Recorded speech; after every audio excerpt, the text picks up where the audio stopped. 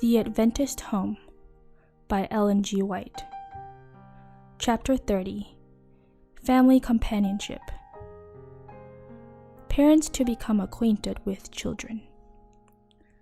Some parents do not understand their children and are not really acquainted with them. There is often a great distance between parents and children.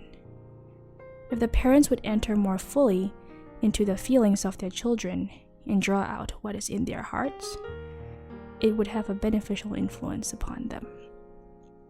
The father and the mother should work together in full sympathy with each other. They should make themselves companions to their children. Parents should study the best and most successful manner of winning the love and confidence of their children, that they may lead them in the right path. They should reflect the sunshine of love upon the household. Encouragement and commendation. Young children love companionship and can seldom enjoy themselves alone. They yearn for sympathy and tenderness. That which they enjoy, they think will please mother also, and it is natural for them to go to her with their little joys and sorrows. The mother should not wound their sensitive hearts by treating with indifference matters that, though trifling to her, are of great importance to them. Her sympathy and approval are precious. An approving glance, a word of encouragement or commendation, will be like sunshine in their hearts, often making the whole day happy. Parents to be child's confidence. Parents should encourage their children to confide in them and unburden to them their heart griefs, their little daily annoyances and trials. Kindly instruct them and bind them to your hearts. It is a critical time for children. Influences will be thrown around them to wean them from you which you must counteract. Teach them to make you their confidant. Let them whisper in your ear their trials and joys. Children would be saved from many evils if they would be more familiar with their parents. Parents should encourage in their children a disposition to be open and frank with them, to come to them with their difficulties and when they are perplexed as to what course is right, to lay the matter just as they view it before the parents and ask their advice. Who are so well calculated to see and point out their dangers as godly parents? Who can understand the peculiar temperaments of their own children as well as they? The mother who has watched every turn of the mind from infancy, and is thus acquainted with the natural disposition, is best prepared to counsel her children. Who can as well what traits of character to check and restrain as the mother, aided by the father? No time. No time, says the father. I have no time to give to the training of my children, no time for social and domestic enjoyments. Then you should not have taken upon yourself the responsibility of a family. By withholding from them the time which is justly theirs, you rob them of the education which they should have at your hands. If you have children, you have a work to do, in union with the mother, in the formation of their characters. It is the cry of many mothers, I have no time to be with my children. Then for Christ's sake, spend less time on your dress. Neglect, if you will, to adorn your apparel. Neglect to receive and make calls. Neglect to cook an endless variety of dishes, but never neglect your children. What is the chaff to the wheat? Let nothing interpose between you and the best interests of your children.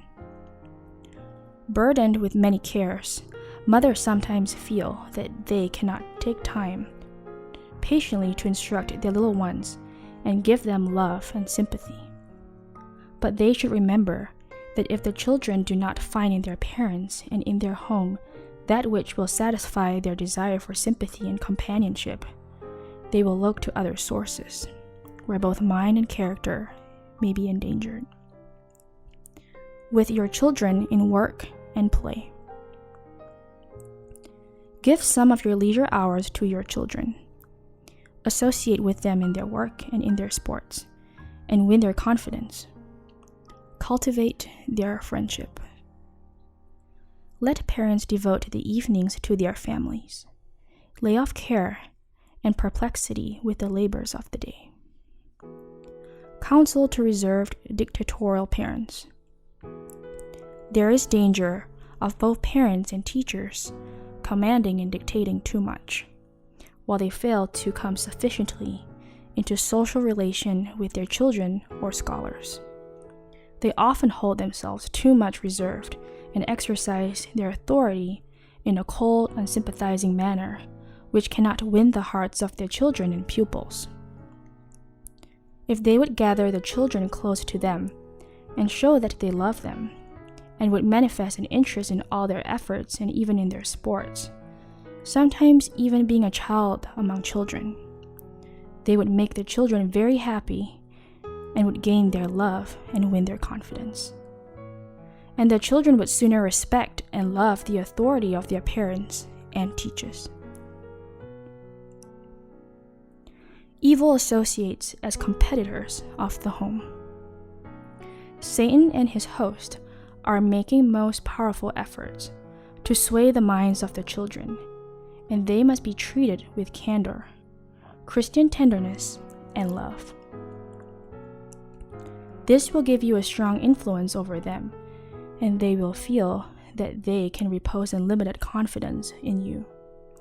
Throw around your children the charms of home and of your society. If you do this, they will not have so much desire for the society of young associates. Because of the evils now in the world, and the restriction necessary to be placed upon the children, parents should have double care to bind them to their hearts and let them see that they wish to make them happy. Parents to be acquainted with their children. No barrier of coldness and reserve should be allowed to arise between parents and children. Let parents become acquainted with their children, seeking to understand their tastes and dispositions, entering into their feelings, and drawing out what is in their hearts. Parents, let your children see that you love them and will do all in your power to make them happy. If you do so, your necessary restrictions will have far greater weight in their young minds. Rule your children with tenderness and compassion, remembering that their angels do always behold the face of my Father which is in heaven. If you desire the angels to do for your children the work given them of God, cooperate with them by doing your part. Brought up under the wise and loving guidance of a true home, children will have no desire to wander away in search of pleasure and companionship. Evil will not attract them. The spirit that prevails in the home will mold the characters. They will form habits and principles that will be a strong defense against temptation when they shall leave the home shelter and take their place in the world. Amen.